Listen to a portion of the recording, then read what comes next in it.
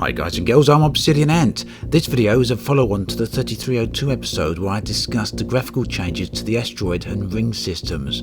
We now have a statement from Frontier on this issue, which was posted to the forum on Monday. I'll link to the post in the video description, but I'll read the important parts out here. This is what they have to say. Some of the areas of the game, as mentioned previously, have been removed for optimization. As an example, asteroid shadows were removed because they caused significant frame rate and stability issues. Other changes have happened because they themselves rely on other things that have seen changes. For example, environment maps and lighting. Some areas of the game have seen development, which is likely the areas you are mentioning, and some, such as asteroids, are still awaiting some additional work. The team are reviewing a number of areas such as fog, lighting, shadow and loading. It's not possible to give an exact answer as to when these areas will see fixes or give more detail on those fixes, but I can certainly assure you all that the development team are actively working on them. And that was posted by Zach, the community manager for Frontier, and I'd just like to thank him for talking to the rendering team and getting that reply for us. So, it's great to have a reply, and as far as statements usually go from Frontier, this one is pretty solid and straightforward, giving us a clear sign of where things stand. I want to have a bit of a closer look at the statement though, just to get an understanding of what graphical aspects we're likely to get back. Firstly, we're told that shadows have been removed because they cause significant frame rate and stability issues. This was apparently changed for optimization. So that is pretty clear cut. It would seem that asteroid shadows will not be returning in their previous form. Now, I'm not a coder or a developer, but that would suggest to me that Frontier had some difficulty with the implementation of how shadows were actually working, and it was that implementation rather than perhaps using shadows themselves which was causing the problem. So maybe they will develop a new form of shadows for the asteroid rings at some point in the future. It's certainly not off the cards. Some of the graphical changes would appear to be somewhat unintended because they occurred as a side effect of other changes. They state the environment lighting as one such example. Now, the comment that the team are reviewing fog, lighting and shadows is encouraging.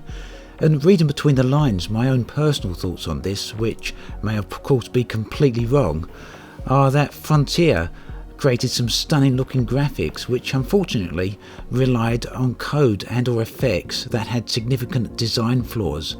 Some months ago I saw a comment from Ben Parry, who is an ex-graphics programmer from Frontier. He used to work there and has since moved on. But he mentioned that the volumetric fog as used in the ring systems previously was excessively resource intensive, which is why it was removed. And we're now being told that that is exactly the same reason as to why the shadows were removed for asteroids. So I don't think it's too much of a stretch to think that the same thing has happened with quite a few of the other graphical effects within the game, and that they've effectively been removed so that Frontier can rework them before implementing them again.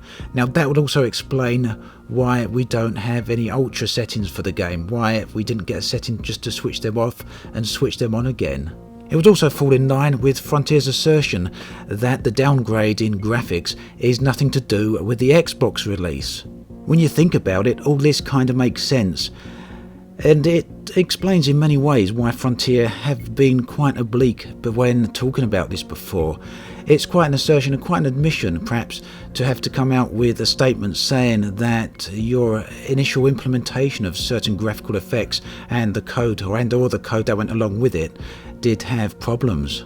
So essentially that's my takeaway message that I get from the statement from Frontier. And it also comes back to the comment of Frontier reviewing fog, lighting and shadows, which is essentially them saying they are actively looking for better ways to bring them back. Zach has also been on Reddit leaving a message which elaborates a little on this, stating that it isn't a case that Frontier plan on working on this one day in the future, but rather that it is an ongoing active process right now.